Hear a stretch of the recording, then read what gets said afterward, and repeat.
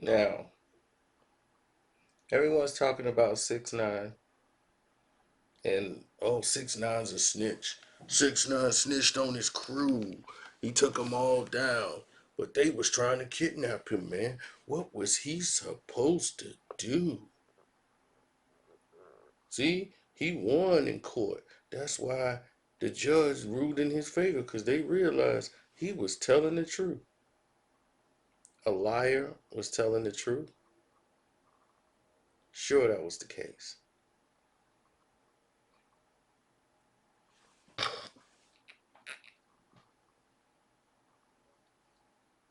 Let's look deeper.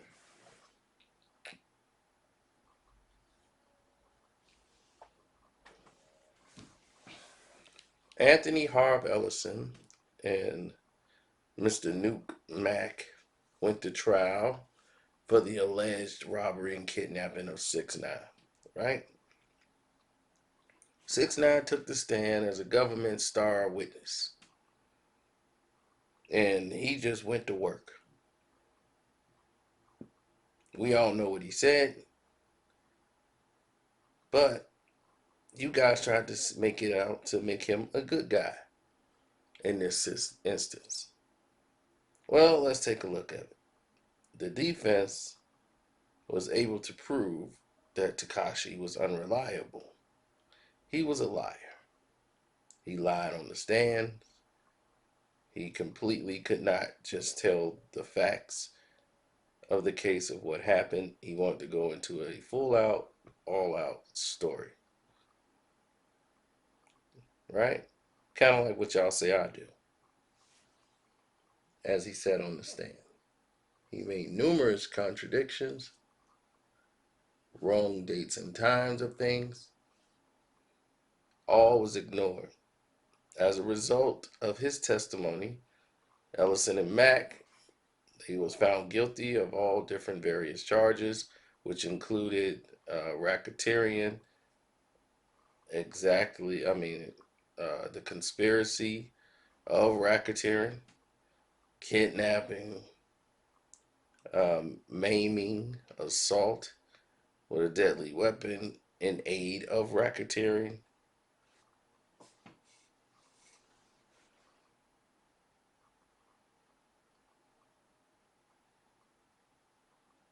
And they were found guilty. Mack was found guilty also of narcotic trafficking.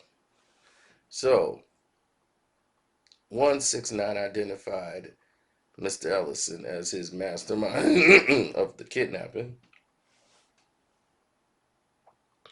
Dash cam footage called 6ix9ine incident on tape. We all remember that.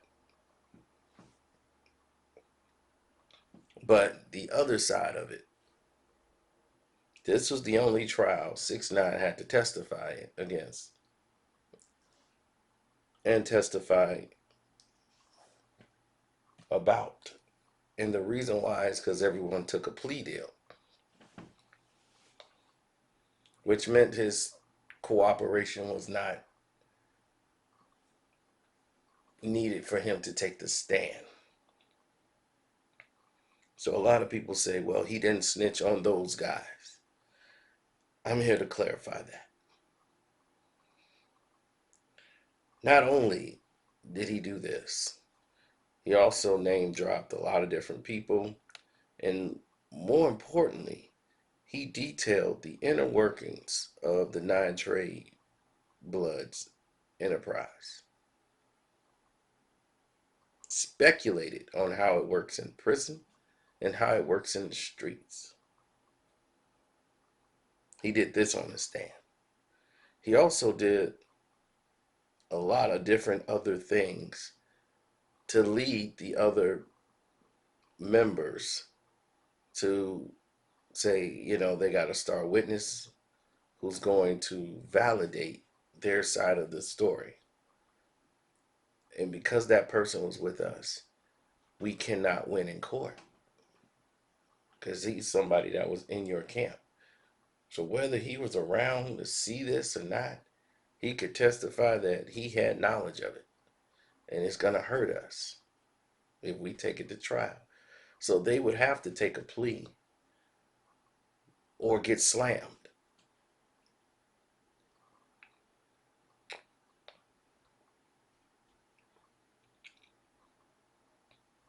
So if they have a star witness who's willing to cooperate to testify against those guys, if it was to go to trial,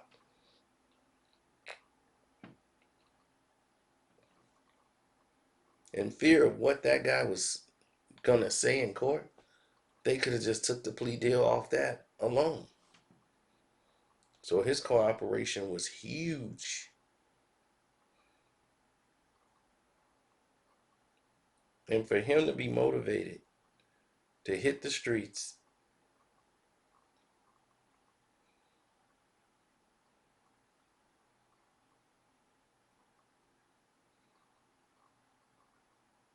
I just don't get it. To be motivated to just hit the streets like that and hit the ground running, and like, I'm gonna start my rap career again. Oh, buddy, it don't work like that. He don't get it yet,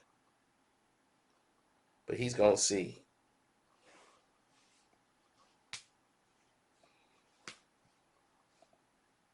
I don't want to get into that right now, but he'll understand sooner or later. He's like Tyreek in this situation, in over his head.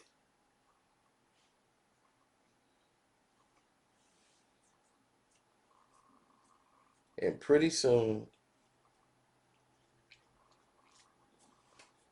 he's gonna learn something. The game has been a great teacher of many.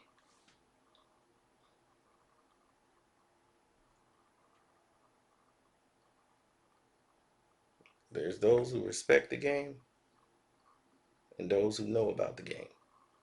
But one thing for sure about the game, it's gonna teach you. The lesson, the education, it's coming. Don't ever assume it isn't. Now, here's another thing that people left out. 6ix9ine has also pleaded guilty to other crimes that he has committed, including domestic violence against his baby mother of his child. Now, he has pled guilty to these acts, which means that if there's a case where he's dating a girl, she said he hit me or whatever, this violates all of his agreements. If he's found guilty or in violation of these acts, gone. Right to the slammer. Into the pen.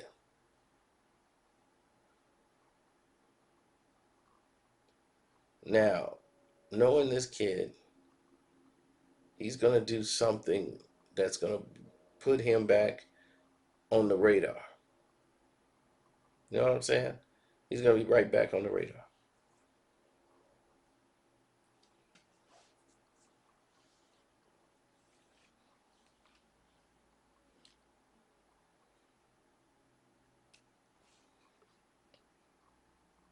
I don't see 6ix9ine situation ending any differently. What do y'all think over there? What do y'all think about it?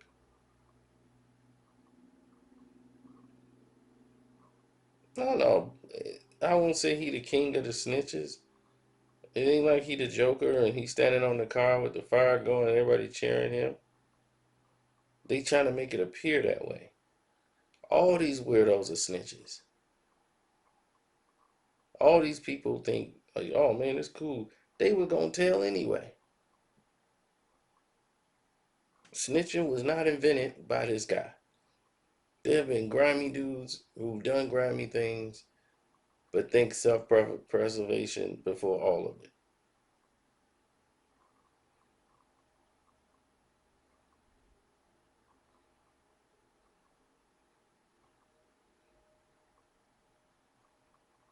They only think about themselves. So they can't never see, they can't see the light. They couldn't see themselves going to a different situation because their eyes are so stuck into where they are. And they keep thinking, if I just need to get back on the streets, I got to get back to doing what I do. You can't do what you do. Everything is changing now. And he'll learn once he think he's out and able trying to get back in the game. Now he'll be the first person to ever be, inserted back into the population of the music industry once this happens. What's sad is that the record labels are backing this. The record labels are supporting him doing all of this. Before this, he would have been dropped by a label in a heartbeat. They're backing it. They saying we okay with your behavior. We approve of all the nonsense you have been doing. That's gonna sell us more records. Yeah, this is today's times. This is the world we live in right now. This kind of nonsense is a go.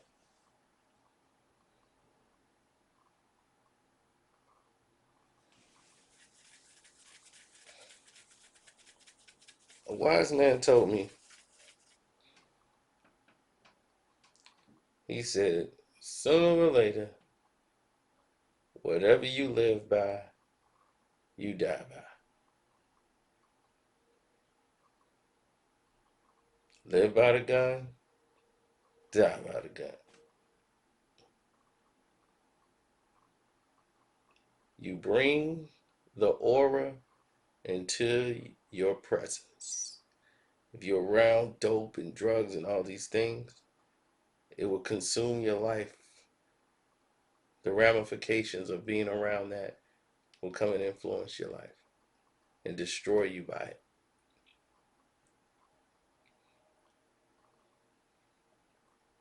You live the fast life catches up to you.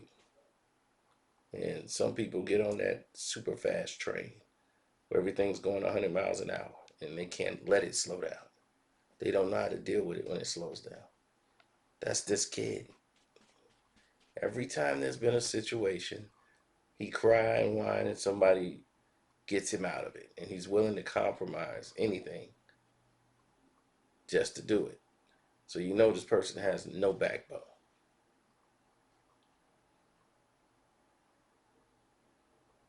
So the illusion of this kid being free, that's the biggest con job in the world. Because not only is he not free, he's working for the biggest gang in America. Now, because of power, you guys know what an AUSA is. Michael Longyear, who was the AUSA working this case,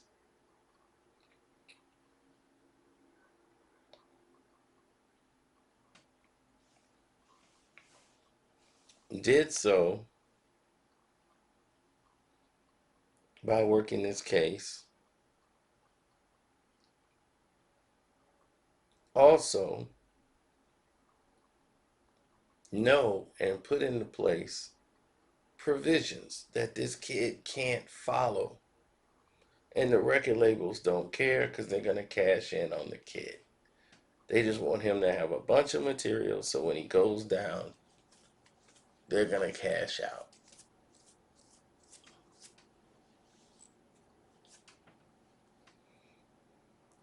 Now, the fallen rapper, Extension.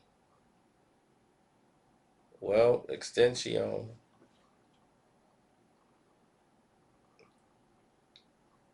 I believe that's how they say his name. Everybody just calls him X.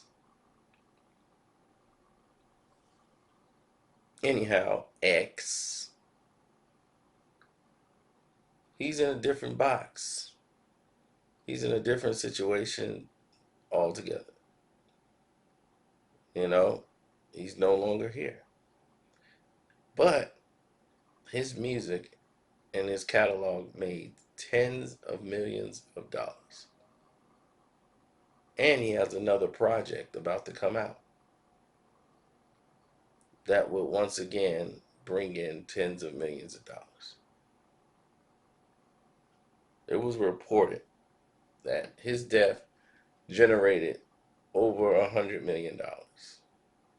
Nipsey Hussle's death has already generated over 250 million from marketing, promotion, and people using his name. His death would, in about another 6 to 7 months, in 1 year, it's not even been 1 year yet. In 1 year, his death will hit the rate of, what's that? 750 million is what they estimated, around 750 million in 1 year when it's completed. That's how much is centered around Nipsey Hussle as far as investments, promotions, and things like that with Rock Nation and all these other things. Things tied to his name, over 750 million in 1 year. Now, is that crazy or what?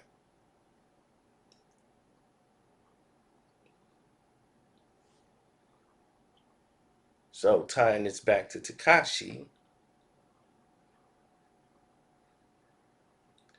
he has to be careful because he's worth more not being here than he is alive.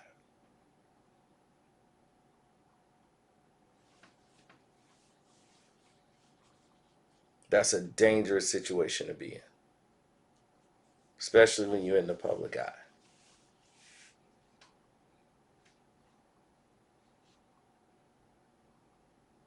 So pray for his family.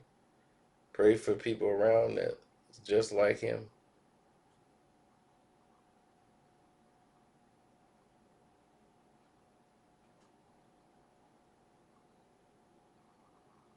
And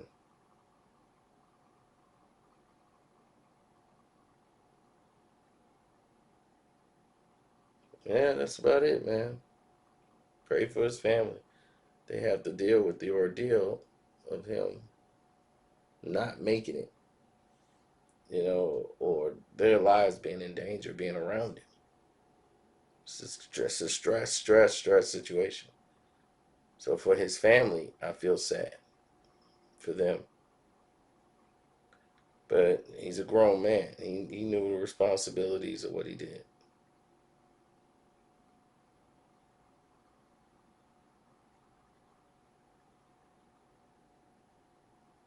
So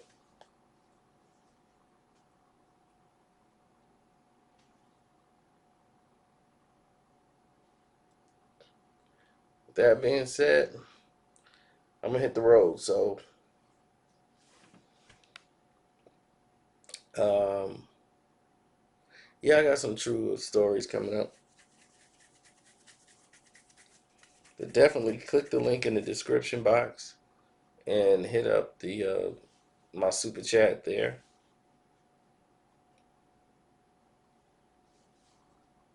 If you want to support the page, we appreciate it. And that's how magical things appear.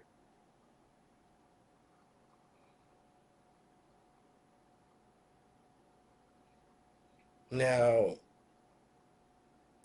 what I'm gonna do is leave you guys here. There should be 4 videos that's gonna appear and keep you company. One very interesting one with 50 Cent directing the new Blade movie. Check that out. That is a very funny thing to actually talk about. And that should do it, you know.